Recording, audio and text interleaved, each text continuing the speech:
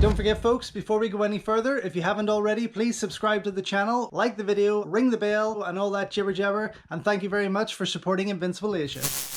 Originally known as Abashiri Prison and A Man from Abashiri Prison, the first Prison Walls movie was made in 1965 by Toei Studios. The film was based on Hajime Ito's novel from 1956, although the script would be worked to carry some inspirations of the Stanley Kramer classic The Defiant Ones, starring Tony Curtis and Sidney Poitier from 1958.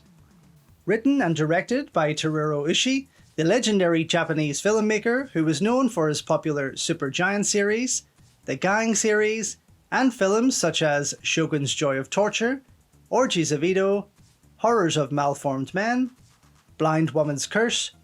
Sonny Chiba's Executioner movies, and many more. In fact, Abashiri Prison proved to be such a huge success upon its release that Toei pushed out a further 17 sequels between 1965 and 1972, with the final 8 films coming under the title of New Abashiri Prison.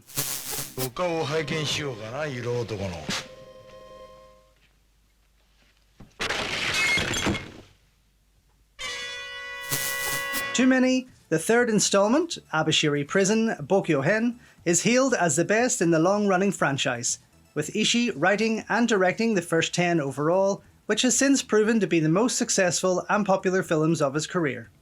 While each film tells its own story, and parts 2 and 3 focus on the struggles of Yakuza life after release, the first tells the tale of model prisoner Shinichi Tachibana, whose last 6 months in jail are hijacked after he is handcuffed to the fearsome Gonda and forced to escape. The film was shot in the beautiful Japanese prefecture of Hokkaido, proving to be a difficult shoot throughout the cold winter season, with its harsh freezing landscape lending itself to some powerful imagery throughout, and deep snowy drifts leaving a chill on the viewer from the comfort of their living room. Apart from its great direction and stunning cinematography from Yoshikazu Yamazawa, the same eye behind films such as Yakuza Wolf 2, Bodyguard Kiba 2, Violent Streets, The Executioner, and The Bullet Train, the film stars the great Ken Takakura and lays claim to being the film that really made him famous.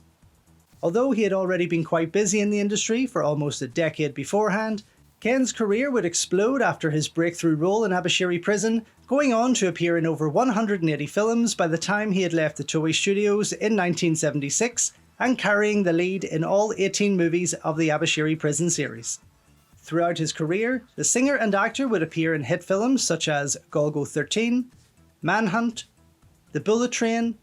Never Give Up, 47 Ronin, and Hollywood films including The Yakuza in 1974, Black Rain in 1989, and Mr. Baseball in 1992. Ken's last role would be in 2012 before passing just 2 years later at the age of 83, and is still considered today as one of Japan's biggest ever movie stars.